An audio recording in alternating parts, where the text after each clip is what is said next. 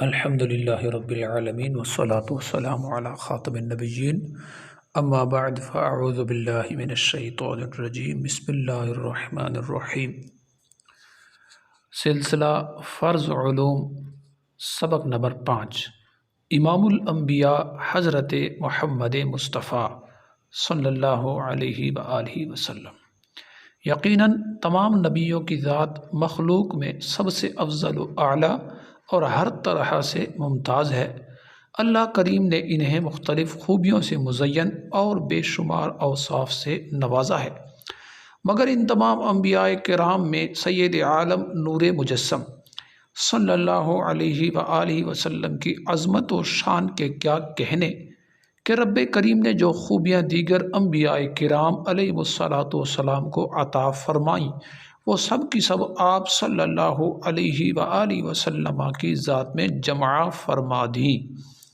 کسی شاعر نے کیا خوب کہا ہے کہ کوئی مثل مصطفیٰ کا کبھی تھا نہ ہے نہ ہوگا، کسی اور کا یہ رتبہ کبھی تھا نہ ہے نہ ہوگا۔ سوال: تمام نبیوں کے سردار کون ہیں؟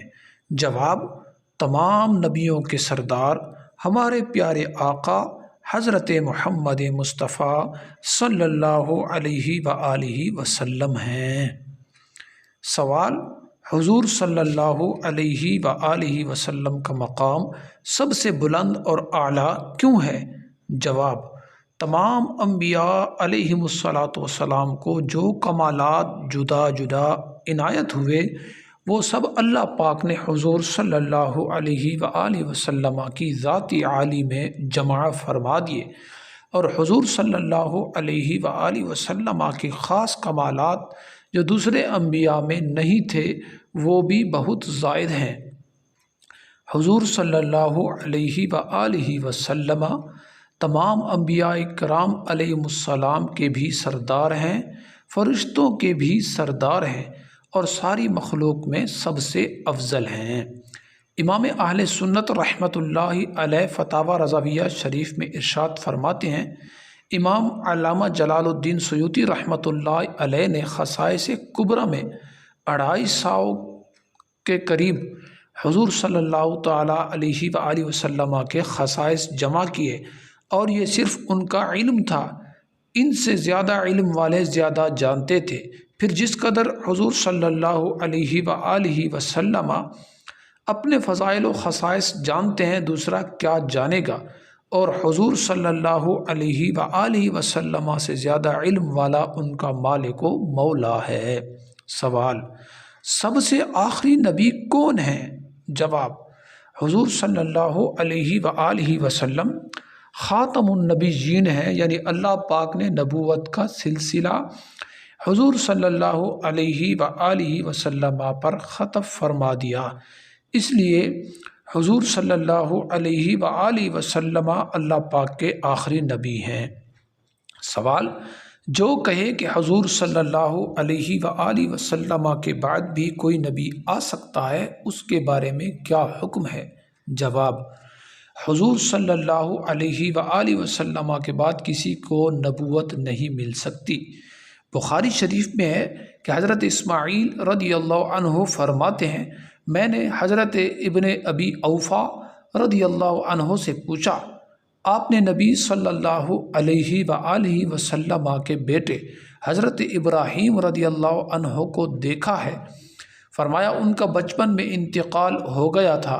اگر محمد صلی اللہ علیہ وآلہ وسلم کے بعد نبی ہونا ہوتا تو حضرت ابراہیم زندہ رہتے، لیکن ہمارے آقا محمد مصطفیٰ صلی اللہ علیہ وآلہ وسلم کے بعد کوئی نبی نہیں۔ سوال: عقیدہ ختم نبوت کیا ہے؟ اس کو تفصیلاً بیان کیجیے۔ جواب: ختم نبوت سے مراد یہ ماننا ہے کہ ہمارے آقا و مولا حضور صلی اللہ علیہ وآلہ وسلم آخری نبی ہیں، یعنی اللہ کریم نے حضور صلی اللہ علیہ وآلہ وسلم کی ذات پر سلسلہ نبوت کو ختم فرما دیا۔ حضور کے زمانہ میں یا اس کے بعد قیامت تک کوئی نیا نبی نہیں ہو سکتا۔ آپ صلی اللہ علیہ وآلہ وسلم کے بعد نیا نبی آنا محال ہے۔ آپ صلی اللہ علیہ وآلہ وسلم سے کم رتبہ یا فیض یافتہ ہو کر بھی اب کوئی نبی نہیں آ سکتا۔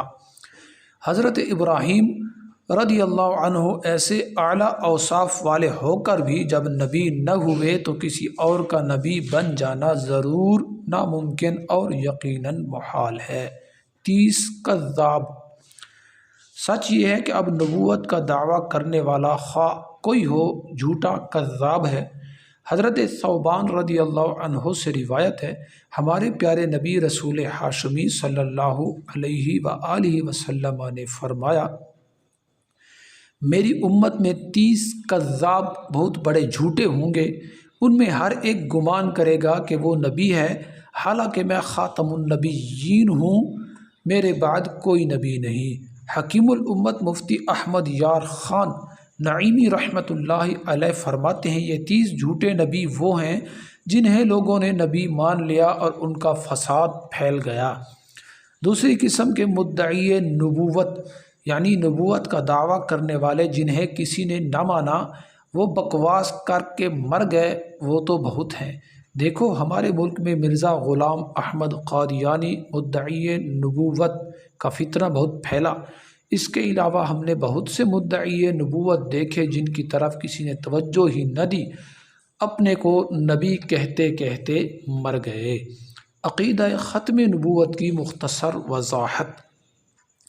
عقیدہ ختم نبوت کا وہی درجہ ہے جو عقیدہ توحید کا ہے، یعنی دونوں ہی ضروریات دین سے ہیں، لہٰذا مسلمان کے لیے جس طرح لا الہ الا اللہ ماننا لازم ہے، ایسے ہی حضرت محمد صلی اللہ علیہ وآلہ وسلم کو خاتم النبیین ماننا بھی لازم ہے۔ پارہ 22 سورۃ الاحزاب آیت 40 میں ارشاد ہوتا ہے، وَلَٰكِن رَسُولَ اللَّهِ وَخَاتَمَ النَّبِيِّينَ، ترجمہ کنز الایمان، ہاں اللہ کے رسول ہیں اور سب نبیوں کے پچھلے۔ خاتم النبیین کا درست معنی، حضور اقدس صلی اللہ علیہ وآلہ وسلم، تمام صحابہ بلکہ پوری امت نے خاتم النبیین کا صرف ایک معنی بتایا ہے، آخری و آخر الانبیاء، یعنی حضور صلی اللہ علیہ وآلہ وسلم کے ساتھ یا آپ صلی اللہ علیہ وآلہ وسلم کے بعد قیامت تک کسی کو نبوت ملنی محال یعنی ناممکن ہے۔ آیت کے اس معنی میں کسی قسم کی تعویل یا تخصیص کفر ہے۔ خاتم النبیین کے 5 کفریہ معانی۔ نمبر 1، جو کہے خاتم النبیین کا مطلب ہے نئی شریعت والا نبی، لہٰذا اسی اسلامی شریعت پر عمل کرنے والا نبی آ سکتا ہے، تو کہنے والا کافر ہے۔ نمبر 2، جو خاتم النبیین کا معنی نبی بالذات اصلی نبی کرے، کافر ہے۔ نمبر 3، جو اس کا معنی افضل النبیین سب نبیوں سے افضل بتائے، کافر ہے۔ واضح ہے ہمارے آقا صلی اللہ علیہ وآلہ وسلم بے شک سب نبیوں سے افضل ہیں، مگر خاتم النبیین کا یہ معنی کرنا کفر ہے کہ قرآن کی تحریف ہے۔ نمبر 4، جو کہے اس زمین پر تو نہیں مگر اور جگہ مثلا 7 زمینوں یا 7 آسمانوں میں کہیں کوئی نبی آ سکتا ہے، کہنے والا کافر ہے۔